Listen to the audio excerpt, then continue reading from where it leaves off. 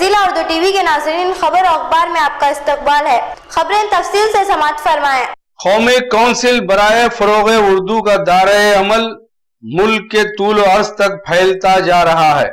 Council की तारीख में पहली दफा माली इआनत के लिए तकरीबन 1000 दरखास्तें मौसूल हुई हैं। ये बात कौंसिल के डायरेक्टर प्रोफेसर इर्तिजा करीम ने कौंसिल के सदर दफ्तर में मुनक़िदा ग्रांट इन एड पैनल की मीटिंग में कही।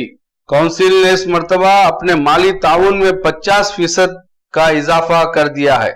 जिलाई सतह के सेमिनार के लिए 37,500, रियासती सतह के सेमिनार के लिए 75,000, कौमी सतह के सेमिनार के लिए 1,50,000, जबकि आलमी सतह के सेमिनार के लिए 4,50,000 रकम मुख्तस की है।